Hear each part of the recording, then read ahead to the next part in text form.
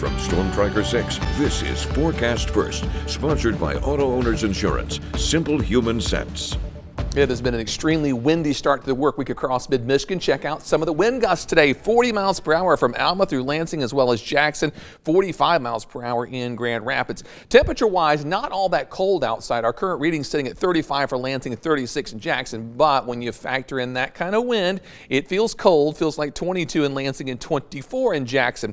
We've got a band of snow to our northwest. That'll move through during the late evening hours. So a little snow in the forecast for tonight. Not going to amount to a whole lot. Otherwise, though, temperatures by tomorrow morning near 20 degrees. We've got ups and downs temperature-wise, and we've got rain in the forecast. 6 News at 5 starts right now. WLNS is here for you with 6 News at 5. Colombia caves to pressure from President Donald Trump, and the president is expected to sign several new executive orders related to the military.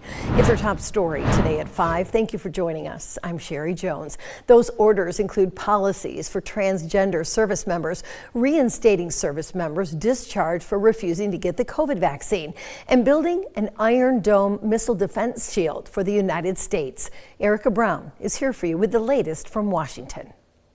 Secretary of Defense Pete Hegseth arrived at the Pentagon Monday for his first full day on the job and promised to move swiftly implementing President Trump's agenda. Our job is lethality and readiness and warfighting. We're going to hold people accountable.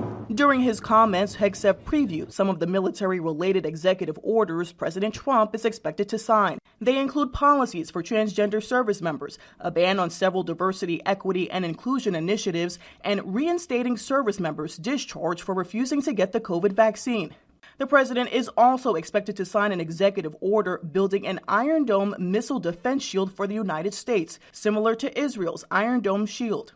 On the immigration front, President Trump is declaring victory after a weekend standoff with Colombia over return flights of undocumented migrants. The country's president initially said he wouldn't accept the flights, saying the U.S. cannot treat Colombian migrants as criminals. That prompted President Trump to threaten a travel ban on Colombian government officials and 25% tariffs on imported goods, increasing to 50% in a week. Colombia threatened tariffs of its own, but ultimately backed down. Sends a message to other countries that the president means what he says and that he is going to deliver punishment if countries don't cooperate. With immigration crackdown operations ramping up across the country, Immigration and Customs Enforcement reported nearly 1,000 arrests Sunday. Erica Brown, CBS News, Washington. Here in Michigan, the Arab American Civil Rights League hosted a Know Your Rights press conference to address the anxieties of the community and educate individuals on their own rights during encounters with ICE immigration officers. Our Nick Simon will have that part of the story tonight on 6 News at 6. Meanwhile, the battle over Enbridge Energy's Line 5 oil pipeline had another day in court. Our Zach Priest is here for you now with the latest updates and where things go from here. This battle began back in 2019 when Michigan Attorney General Dana Nessel brought a lawsuit against the owner of Line 5, the Canadian company Enbridge, alleging that they had broken 3 state laws. Recently, the case was remanded to the 30th District Court of Ingham County after having previously been seen by a federal court of appeals. Today, both sides shared their arguments as to why Line 5 should or shouldn't be shut down. It is a really significant threat to the Great Lakes, especially where it crosses in the Straits of Mackinac. Sean McBrady, the campaign coordinator for Oil and Water Don't Mix, says the Mackinac Straits ecosystem is one spill away from disaster. It's already leaked 33 times. Luckily, it hasn't leaked in the Straits of Mackinac yet, but it could be any day now. That's why some think a tunnel might be the perfect middle ground. People like Brent Pilarski, the business manager for the Michigan Laborers District Council, who thinks a tunnel is the best way to keep the pipeline operational while also keeping nature safe.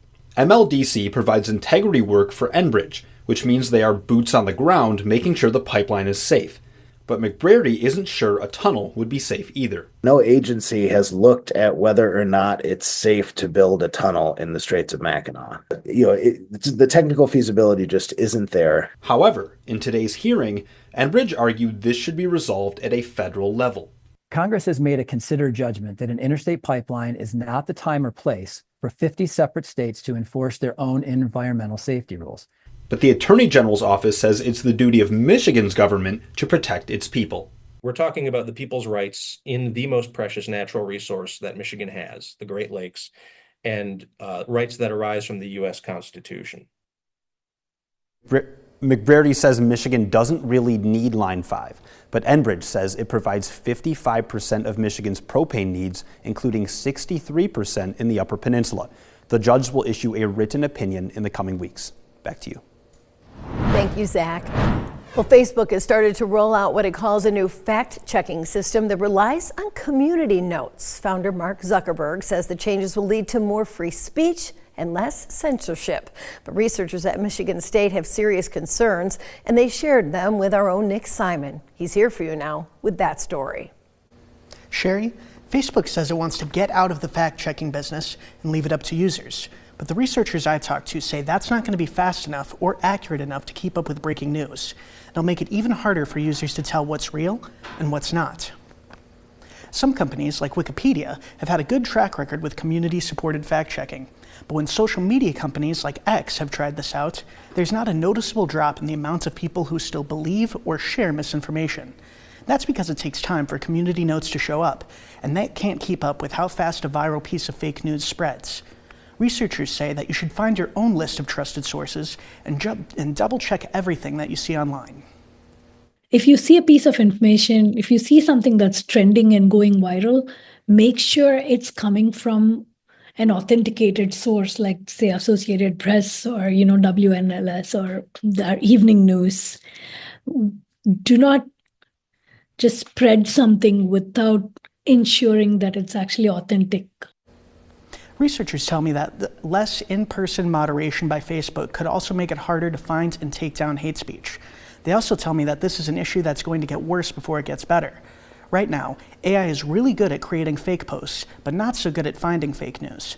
That means the more this technology gets used, the harder it's going to be to find out what's true. Back to you. From Storm Tracker 6, this is Weather First, sponsored by Auto Owners Insurance. Simple human sense.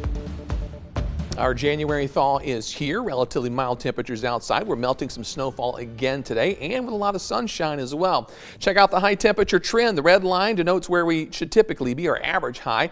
And we've got quite a few numbers that are above that red line. So mild weather throughout the week. Next week we'll balance it out with temperatures that get just a little bit below average. Our current readings are sitting in the mid-30s outside. Not too bad. 35 for Lansing and St. John's. 37 in Owasso. 35 in Mason, South through Jackson and Hillsdale. Fairly mild as well. Wind chills generally running in the low to the mid-20s with those gusty winds. On the Skyview network, still a mix of clouds and sunshine. Temperature 37 degrees. Look at that wind gust, though, close to 40 miles per hour. Quite breezy out there today.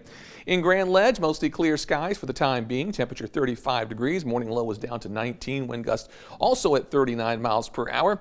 In Jackson, all quiet. 36 the current temperature. Wind gust at 40 miles per hour. 16 was the morning low temperature. Finally, in Hillsdale, pretty quiet as well. Temperature 36 degrees with a high of 37 and our wind gust at 34 miles per hour.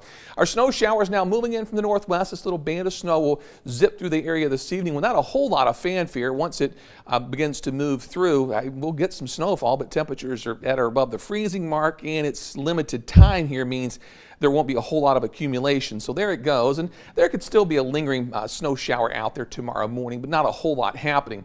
Next system takes a little more of a northern track, so northern lower Michigan could pick up several inches of snow, but it's going to be too far to the north to really bother us a whole lot. So other than a stray snow shower or flurry, that really is about it through Wednesday afternoon. The chance is decent. We'll see a couple flakes. It's just not going to amount to a whole lot because these snow showers will be moving and not really sticking around all that long. As we move into Wednesday afternoon, Wednesday evening, that band of snow showers begins to move east, and we are looking at fairly quiet weather. Precision cast snowfall. Everyone's less than an inch for the evening hours through tomorrow morning. We'll tack on Wednesday snow as well and see if that pushes the numbers up a whole lot, and it really doesn't. Some spots may get close to an inch, but a 2-day snowfall total less than an inch of snowfall we're not doing too bad. I don't think anyone's going to be doing any shoveling. Tonight's forecast, 20 the overnight low as this band of snow showers moves through there in the evening hours. Then for tomorrow, maybe a morning flurry or snow shower. Otherwise, it'll get windy again. By tomorrow night, winds 50 to 25, but gusting between 30 and 40. Highs tomorrow, though, will climb to the mid and the upper 30s. The 6-day forecast, 36 the daytime high. We may climb a little bit tomorrow night. Temperatures on Wednesday, 34 degrees, near 40 on Thursday. Rain and snow possible Friday. We get a little break Saturday, then rain and snow possible Sunday. Could start as some snow, then go over to rain. The 6+ 6-day forecast, colder next week. We're looking at mid-20s for a couple days. And then by next Friday, we warm back up and rain or snow possible there. It is kind of a January thought. When you look at that red line, at least it makes you feel a little bit better that we're having some above normal temperatures. We've got days of melting snow. We've got some rain in the forecast. There may not be much left on the ground soon. Well, and take care of that wind. It's I know. Brutal out there today. Brutal today. Thanks very much. Well, we do have some good news as we start off the week, according to GasBuddy.com. Average gasoline prices in Lansing have fallen 12 cents a gallon in the last week to about an average of $2.97. That's 5 cents lower than a month ago, 3 cents higher, though, than a year ago.